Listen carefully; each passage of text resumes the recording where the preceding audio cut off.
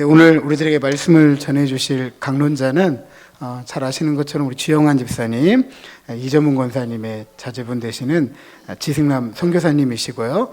지승남 선교사님은 현재 미국에서 미션 파트너스 USA 대표로 활동하시면서 선교 동원가로 사역을 하고 있습니다. 오늘 우리들에게 말씀을 전해주실 때 은혜 받는 그런 말씀, 은혜가 흘러가는 그런 시간 될 수 있도록 함께 또 기도하는 마음으로 말씀 받아주시고 말씀 전하러 나오실 때 우리 힘찬 환영과 축복의 박수로 맞아주시기 바랍니다.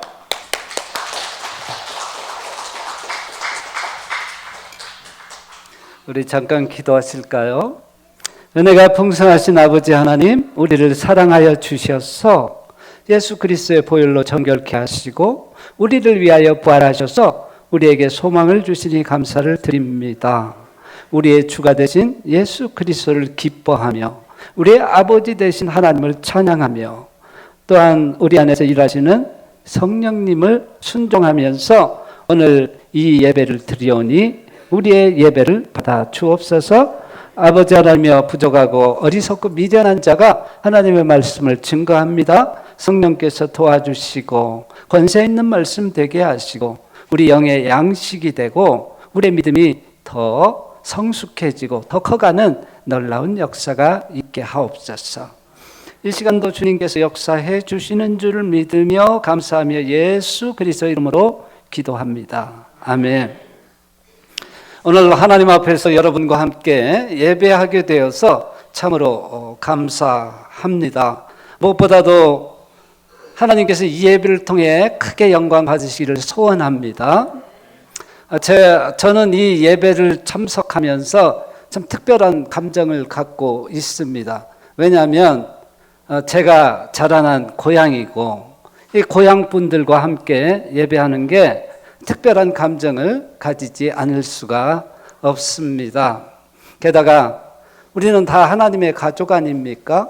고향 분들에다가 저에게는 다 아버님 같고 부모님 같은 분들이요, 형제 자매 같은 분들, 또 제가 알지 못하는 분들 모두 고향에 계시니까 고향 분들이죠. 그리고 함께 예배할 수 있어서 하나님 안에서 함께 가족되어 예배한다는 것이 저에게는 너무 벅찬 감격일 수밖에 없습니다. 여러분에게 하나님께서 주시는 은혜와 평강이 충족하게 넘치는 그런 예배 되기를 주님의 이름으로 축복합니다.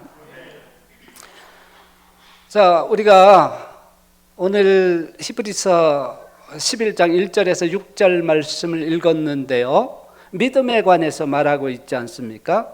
오늘 이 말씀을 통하여 우리의 믿음이 더 깊어지고 더 커지고 더 단단해지고 그래서 하나님을 기쁘시게 하는 그런 놀라운 시간이 되기를 바랍니다. 하나님의 말씀이 우리를 새롭게 하는 그런 시간이 되기를 바랍니다. 자, 히브리서 11장 1절에서 6절까지 말씀은 우리가 가지고 있는 믿음이 무엇이며 그것이 얼마나 소중한 것인지, 그리고 우리가 어떻게 하면 이 불신이 가득한 이 세상 속에서 하나님을 향한 믿음을 가지고 굳게 서 갈 수 있는지를 우리에게 말해 주고 있습니다. 우리가 갖고 있는 믿음을 통하여 더 확신 가운데로 들어갈 수 있기를 바라고, 또한 하나님을 더 생생하게 경험하는 그런 믿음이 되기를 소원합니다. 하나님께서 인정하고 하나님께서 상 주시는 그런 믿음 다 가지시기를 주님의 이름으로 축복합니다. 자, 우리가 본문 속으로 한번 뛰어 들어가 볼까요? 1절 말씀에 뭐라고 말씀하고 있죠? 믿음은 바라는 것들의 실상이요 보지 않는 것들의 증거니. 새 한글 성경, 지금 대한성서공회에서 조금 더 쉽게, 지금 우리가 읽고 있는 성경보다 조금 더 쉽게 번역을 했는데요, 그것을 보니까 이렇게 되어 있어요. 믿음은 우리가 희망하는 것들을 현실이 되게 합니다. 믿음은 우리가 희망하는 것을 좀 소망하는 것으로 이렇게 바꿨으면 조금 더 좋은 편이라고 생각하는데, 어쨌든 믿음은 우리가 희망하는 것들을 현실이 되게 합니다. 우리가 보지 못하는 것들을 증명합니다. 자, 우리가 이 부분을 조금 더 쉽게 살펴보았는데 믿음의 특징이 뭐라고 말하고 있어요? 믿음은 반드시 실현된다는 거죠. 우리가 지금 우리 눈에 나타나 있지 않아서 바라보는 것이고 기대하는 것이고 소망하는 것이지만 그것은 현실화되는 놀라운 역사가 있다는 것입니다. 이게 놀라운 것 아닙니까?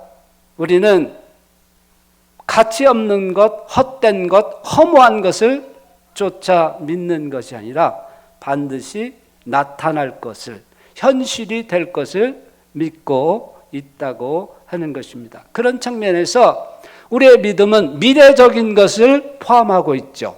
장래에 어떻게 나타날 것인가, 장래가 어떻게 될 것인가, 장래에 하나님께서 어떻게 변화시킬 것인가에 대한 믿음을 갖고 살아가는 사람들이 바로 믿음의 사람들이고 저와 여기에 계신 모든 성도들의 믿음이라고 하는 것입니다. 나타날 현실, 그것에 대한 믿음, 그렇게 말하고 있는데 믿음은 우리가 만들어낸 것이 아니죠. 기본적으로 우리는 우리 생각 속에서 만들어낸 것이 믿음이 아니라 히브리서 11장이 말하고 있는 믿음은 히브리서 1장에서 10장까지 말하고 있는 내용을 믿음이라고 표현하고 있는 거죠. 히브리서 1장에서 10장까지 내용은 무엇입니까? 예수 그리스도에 대해서 얘기하는 거예요. 한마디로 얘기하면 예수 그리스도의 죽음과 부활이 우리의 영혼에, 우리의 삶에, 장래에 어떻게 영향을 미치는가 하는 것을 얘기해 주는 것이 히브리서 1장에서 10장까지 내용입니다. 그것을 믿음이라고 말하고 있어요.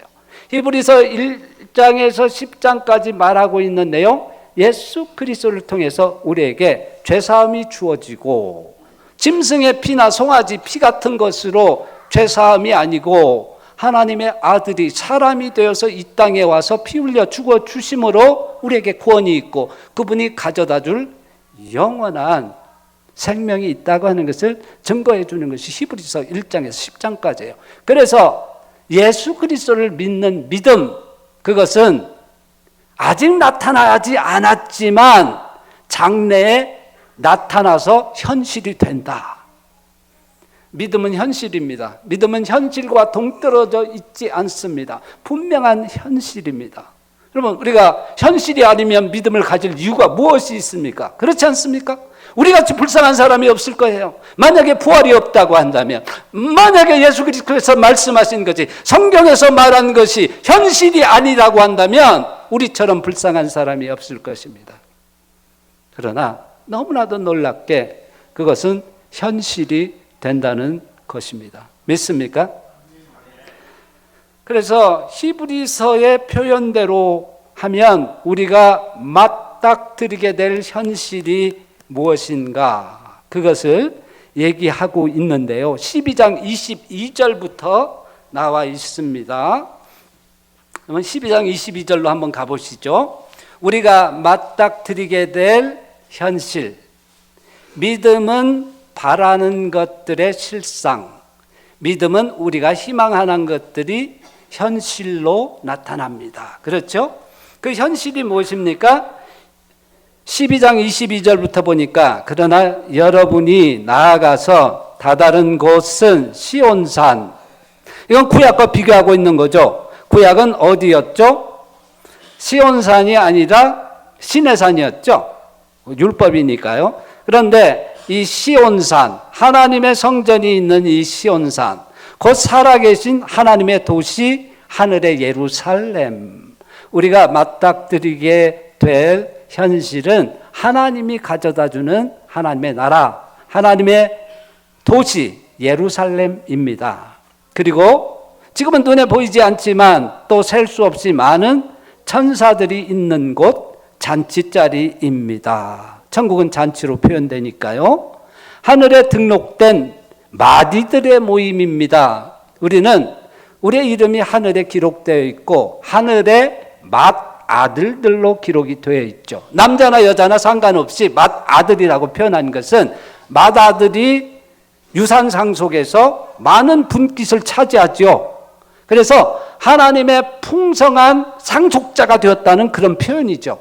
그래서 우리가 직면하게 될 것은요, 놀라워요. 재벌의 아들이 아니고요, 하나님께서 그 하늘의 것을 상속해주는 놀라운 상속자들로 하나님 앞에 나타나게 될 것이라는 것입니다. 이게 장래에 나타날 우리의 현실입니다. 믿습니까? 자, 이렇게 되고요. 거기에는 하나님이 심판하셔서 죄와 악과 사탄의 모든 악영향들은 사라지게 될 것입니다. 그리고 죄도 사라지게 될 것이에요. 왜냐하면 그게 뭐라고요? 새 언약의 중보자이신 예수님이 계시고 예수님이 뿌리신 피, 곧 아벨의 피보다 더 낫게 말하는 피가 있는 곳입니다. 예수님께서 보혈을 흘려주셔서 그 보혈로 우리를 의롭다, 정결하다 말씀해 주는 것이 확실하게 드러날 거예요. 그 거룩한 하나님 앞에 우리가 서도 우리는 거룩한 자요, 의로운 자로 나타나게 될 것입니다. 왜냐하면 우리가 예수 그리스도를 믿기 때문에 그것이 우리의 현실이에요. 하나님은 모든 죄악을 소멸할 것이나 예수 그리스도의 피로 보혈받은 우리를 자녀로 상속자로 받아 주실 것입니다. 우리가 맞이하게 될 장래에 나타날 현실이라고 하는 것입니다. 자, 사도 요한은 이 현실을 또 어떻게 표현했냐면, 이제 계시록에 나오는 말씀인데요. 여러분이 뭐 다 펴서 보기는 어려울 테니까 제가 읽어드리겠습니다.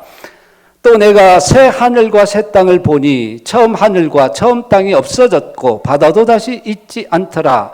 또 내가 보매 거룩한 성 새 예루살렘이 하나님께로부터 하늘에서 내려오니 그 준비한 것이 신부가 남편을 위하여 단장한 것 같더라.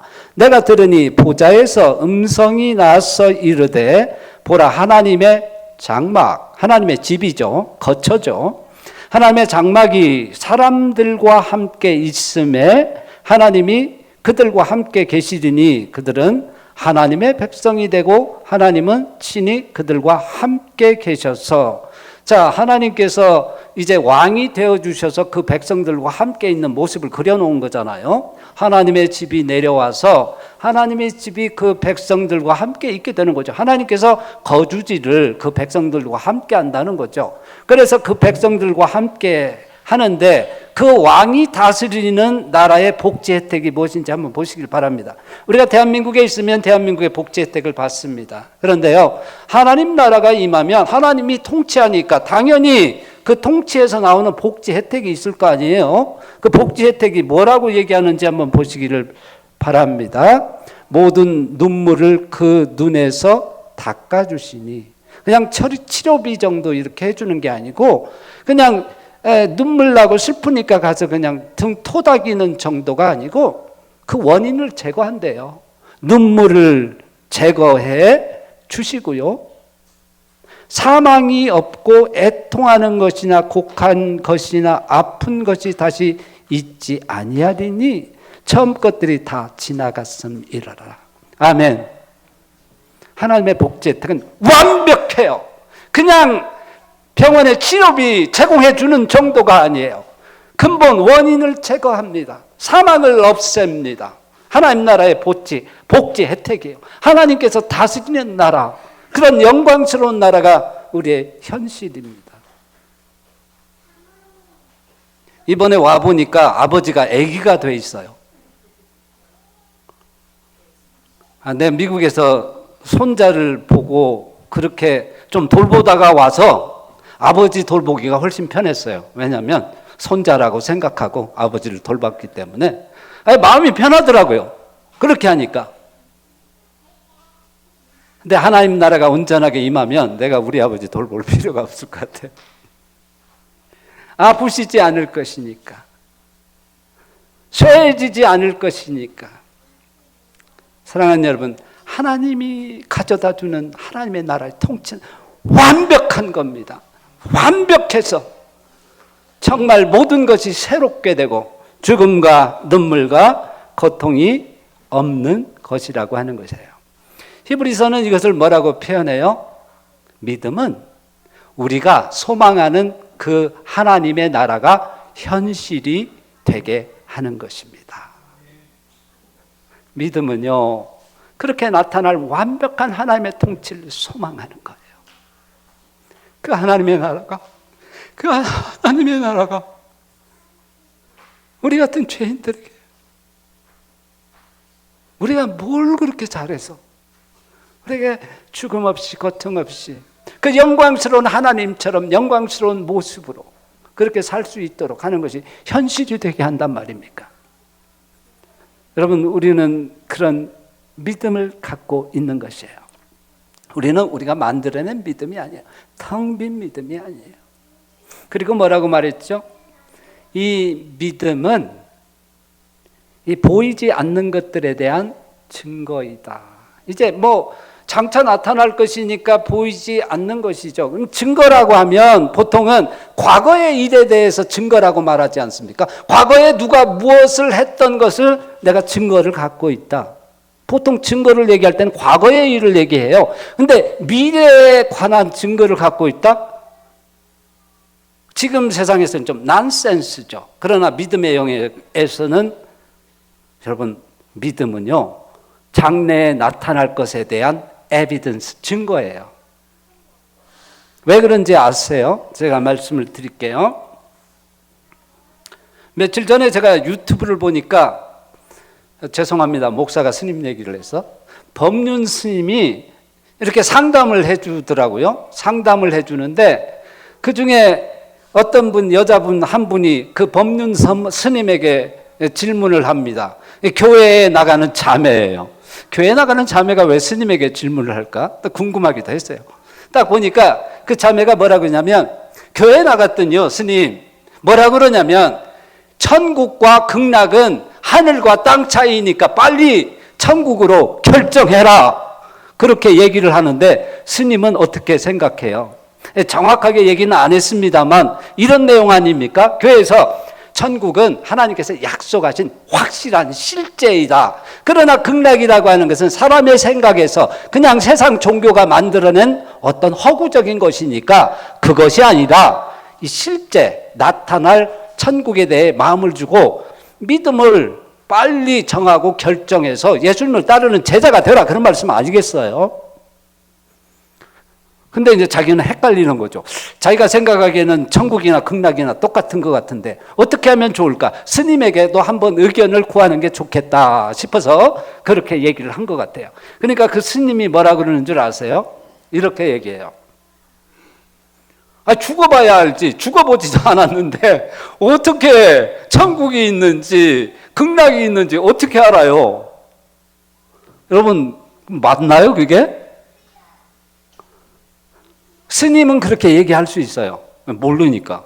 근데 우리가 그렇게 얘기하면 세상에, 그러면 안 돼요. 그러면 안 돼요. 우리는 너무 확실하게 알아요. 안 죽어봐도 천국이 있는 줄 알아요. 왜요? 내가 말씀드릴게요. 그것은 왜냐하면 안 죽어봐도 천국이 있는 걸 알고 천국에 대한 증거를 확실히 가진 것이 무엇이냐면 예수님 때문에 그렇습니다. 예수님 때문에 그런데요. 예수님은 천국에 대하여 많이 말씀하지 않으셨습니까? 회개하라, 천국이 가까웠느니라. 천국은 마치 겨자씨 하늘과 같으니, 천주는 값진 진주를 구한 상인과 같으니. 여러분, 천국에 대해서 얼마나 많이 말씀하셨어요? 예수님께서는 또 이런 말씀도 하셨어요. 요한복음 14장 1절 부터 나오는 말씀인데, 너희는 마음에 근심하지 말라. 하나님을 믿으니 또 나를 믿으라. 내 아버지 집에 거할 곳이 많도다. 그렇지 않으면 너에게 일렀으리라. 내가 너희를 위하여 거처를 예비하러 가노니. 예수님은 이미 천국에 대해서 많이 말씀하셨어요. 그런데 여러분 잘 들어보세요. 예수님은 자기 자신에 대해서 하나님의 아들이라고 얘기했고 자기는 십자가에서 죽을 것이라고 얘기했고 사흘 만에 부활할 것이라고 얘기를 했어요. 그런데 당시 지도자들은 어떻게 봤습니까? 예수님은 사기꾼이요, 거짓말장이요, 하나님의 아들이 아니다. 그러니까 어떻게 해야 돼요? 결론은 신성모독하는 거죠. 그래 어떻게 해야 돼요? 죽여야 돼요. 그래서 판결을 내려서 빌라도의 손을 빌려서 판결을 내려서 십자가에 못 박혀 죽게 했어요. 죽이는 방법도 십자가에 가장 끔찍한 방법으로 가장 죄질이 나쁜 사람들을 죽이는 방식으로 죽였어요. 그리고 옆에 강도들 둘을 세워서 똑같은 사람이다. 얼마나 창피 주면서 죽였어요. 세상의 판결은 예수님은 죄인이고 예수님은 거짓말이고 예수님이 말하는 자기 자신에 대한 주장은 다 거짓이고 하늘에 대한 이야기도 다 거짓이다 이거죠. 그런데 하나님께서 어떻게 했어요? 하나님의 판결은 달라요. 하나님의 판결은 예수님이 뭐요? 죄 없다. 하나님의 판결은 달라요. 그것이 어떻게 나타났어요? 죽은 예수님을 살려놓으심으로 세상의 판결을 뒤집어 놨어요. 그러니까 잘 들어보세요. 예수님이 자기가 죽고 살아날 것이라고 말했어요. 그대로 됐어요. 예수님은 거짓말장이에요? 진실을 말한 거예요? 진실을 말하는 거예요. 자, 그러면 예수님은 죄인이에요? 우리를 대신하여 자기가 주장한 대로 십자가에서 죽고 우리 죄를 위한 구세주인 거예요. 그렇죠. 예수님의 주장대로 그런 거죠. 그러면 예수님이 가르친 천국이라고 하는 것은 거짓말일까요? 진짜일까요? 진짜죠. 그러면 우리가 증거를 가졌어요? 안 가졌어요? 가졌지요. 안 가졌다고 말하면 안 돼요. 죽어봐야 안다고 말하면 안 돼요. 예수 그리스도의 죽음과 부활이 분명하게 우리의 증거가 되어서 천국은 실제가 된 것입니다. 믿습니까? 그리고요, 믿음이라고 하는 것은 장래만 바라보게 하는 것이 아니죠. 현재의 일이기도 해요. 어떤 사람은 그렇게 생각해요. 야, 죽기 전에 딱 믿으면 정말 좋겠다. 세상 마음대로 살다가 딱 죽기 전에 믿으면 천국 가고 얼마나 좋냐. 여러분, 그게 좋은 믿음일까요? 세상 사는 동안 하나님께서 도와주시는 하나님 나라의 복지 혜택이 얼마나 큰데 그걸 포기하고 장님처럼 소경처럼 죽은 것처럼 살다가 나중에 믿고 하나님 나라 가겠다고요? 그런 어리석은 것이 어디 있어요? 논리적으로 생각해 보세요. 그게 맞는지. 맞지 않잖아요. 그러니까 변두성 목사님이나 저 같은 사람들이 목숨 걸고 예수님 증거하고 평생을 헌신해서 사는 거예요. 뭐 당연한 거죠. 뭐 우리가 대단한 거 한 건 아니고 예수님을 알면 당연히 하는 거지. 뭐 그까짓 거 뭐 안 그렇습니까? 당연한 거지. 목숨이라도 내놓고 사는 거죠. 뭐 우리가 대단하게 헌신한 거 없어요. 그냥 하나님을 알기 때문에 우리는 그렇게 사는 거죠.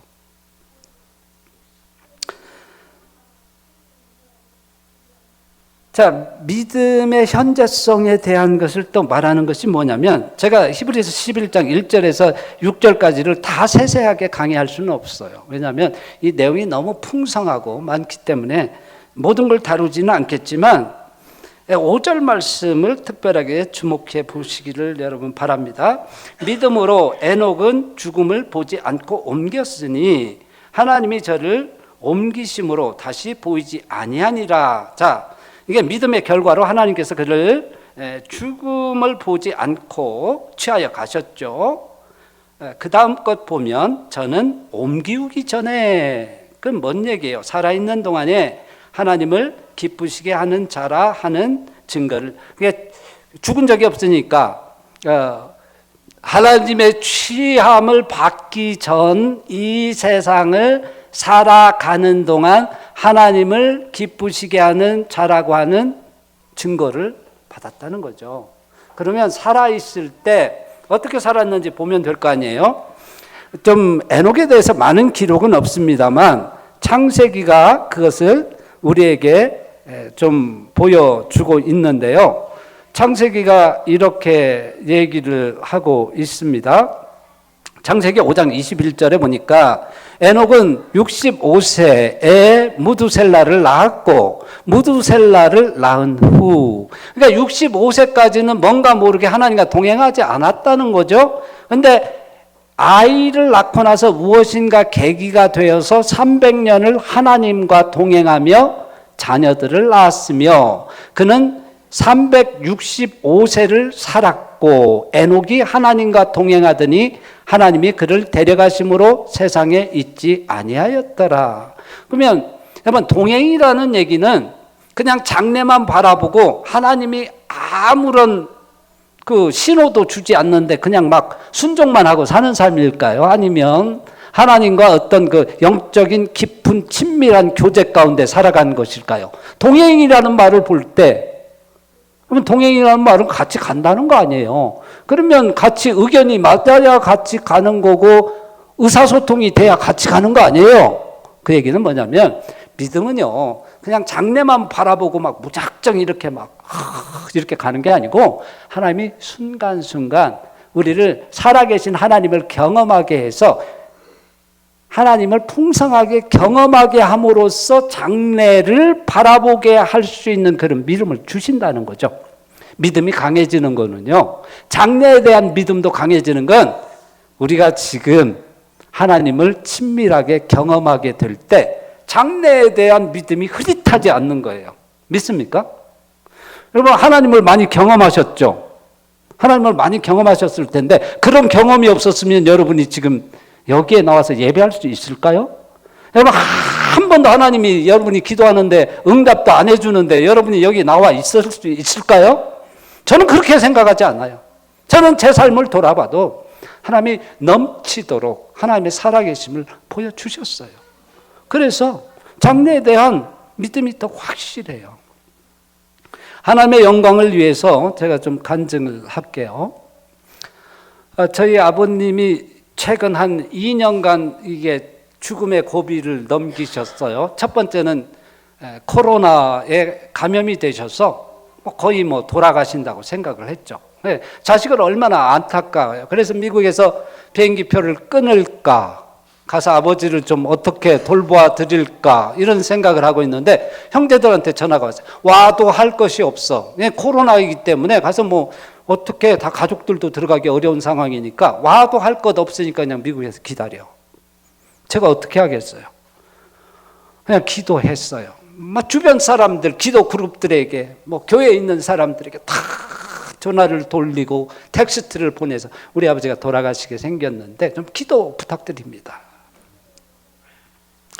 그러다가 마태복음 8장을 읽어가는데 예수님께서 이제 백부장, 로마 군대 100명을 거느리는 장교죠. 그 장교의 종이 병이 들었어요. 그래서 그 장교가 누구에게 가요? 예수님에게 가서 내 종이 병들었으니까, 하인이 병들었으니까 고쳐주세요. 그러니까 뭐라 그래요? 예수님이 내가 가서 고쳐주겠다. 그러니까 그 백부장이 나 군인인데 내 위에 나도 한마디 하면 그냥 그 말이 그렇게 되는데 예수님 그냥 말씀만 해주세요. 예수님께 말씀만 해서 고치어 주셨잖아요. 여러분 아시죠? 근데 저는 거기에서 어떤 말씀이 내게 확 와닿았냐면 내가 가서 고쳐주리라. 네가 못 가지? 내가 가서 고쳐줄게. 마음의 평안이 확 밀려오더라고요. 그러더니 아버님 정말 죽는다고 했는데 살아서 퇴원하셨어요.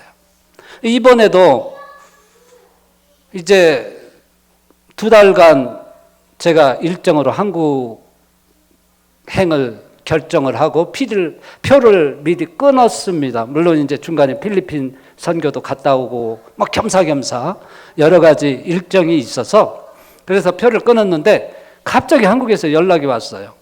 아버지가 지금 중환자실에 들어가셨고 폐에 물이 찼고 염증이 생겼고 그러면 암보다 더 무섭잖아요. 폐렴이. 그래서 이제 다 돌아가신다. 그리고 막 자식들에게 막 동의서 막 쓰라고 심폐소생술 이제 숨이 멈추면 심폐소생술 해갖고 다시 살리지 않겠다. 동의서를 다 쓰래요. 그래서 예스 하고 딱 보냈어요. 그러고 나니까 마음이 얼마나 그래. 아, 우리 아버지 천국 가시기 전에 내가 가서 예배도 드려주고 좀 마음에 확신도 주고 말씀도 주고 그래서 하나님 앞에 편안하게 안겼으면 좋겠다. 그런 생각을 하고 있었는데 갑자기 돌아가시면 어떡해요? 그래서 막 또 비상 채널을 다 가동해서 막 전화해서 기도 좀 해 주십시오. 그런데 기도하는데 하나님께서 마음에 또 이런 마음을 주세요. 야, 지난번에 내가 살려줬잖아. 근데 너 왜 걱정해? 그러고 나서 마음에 평안이 밀려왔습니다. 그래서 얼마나 감사한지. 그리고 와서 아버지가 며칠 병원에 있으면서 아버지가 회복되어 나왔어요. 정말 의사들도 놀랬고요. 우리 형제들도 다 놀랬고 우리 어머니도 아이고 우리 아들이 와서 이제 아버지 장례 치르는구나 그래 생각했는데 아버지가 회복됐어요. 물론 아버지가 뭐 오늘 돌아가셔도 사실은 이상할 게 없어요. 너무 고령이고 그렇긴 하지만 어쨌든 하나님께서 은혜를 베풀어 주셨어요. 하나님이 부르시면 가야죠. 하나님께서 부르시면 가지만 어쨌든 그런 그 삶 속에서 하나님의 살아계심을 어떤 병 중에서 치유라든지 여러분 고난 가운데 건진 받아봤잖아요. 여러분 뭐 인생을 살아봤으니까 인생이 어디 그렇게 만만하던가요? 다 고난이 있고 눈물이 있고 아픔이 있잖아요. 그럴 때마다 기도할 때 하나님께서 어떻게 역사해 주셨나요? 분명하게 여러분도 많은 간증을 갖고 있을 줄 믿습니다. 하나님은요, 믿음이라고 하는 것은 현재 현실과는 상관이 없는 게 아니고 현실 가운데 하나님은 자기의 살아계심을 끊임없이 보여주시고 장래에 대한 분명한 확신을 갖게 하시는 것이죠. 여러분 그렇죠? 동의하십니까? 아멘 하세요. 여러분 믿음으로 승리하기를 바랍니다. 그리고 믿음으로 산다고 하는 것은 히브리서 11장에 나오는 것처럼 고난을 감당하는 것이기도 해요. 뭐 우리가 하나님 나라의 복지 혜택만 있는 게 아니라 의무도 있는 거죠. 그래서 하나님 나라를 위하여 고난받고 또 세상에서는 뭐 소금과 빛이 되는 것, 그것이 우리의 믿음이 추구해야 할 것이에요. 맨날 그냥 달라 맨날 내 새끼 뭐 그렇게만 기도할래요? 열방을 위해서도 좀 기도하고 하나님 복음이 열방 가운데 퍼지게 하시고 모든 민족 가운데 하나님께서 영광 받으시옵소서. 이런 기도도 해야 되고요. 기꺼이 선교도 해야 되고요. 그리고 세상 사람들을 위해서 좀 너그러운 사람, 매력적인 사람, 하나님의 성품을 닮은 사람인 것을 나타내 보이시기 바랍니다. 너희 착한 행실을 인하여 사람들이 하나님께 영광을 돌리게 하라. 아멘. 여러분 믿음으로 승리하시기 바랍니다. 믿음의 사람들이 되게 하시고 믿음이 흐릿한 사람이 아니라 정말 믿음은 현실화시키는 강력한 힘이 있잖아요. 그것을 믿고 또 현실 가운데서 하나님과 살아있는 교제를 하고 하나님의 사람답게 선한 행실로 예수 그리스도를 증거하시는 믿음의 사람들, 끝까지 믿음으로 승리하는 여러분 되시기를 주님의 이름으로 축복합니다. 기도하겠습니다.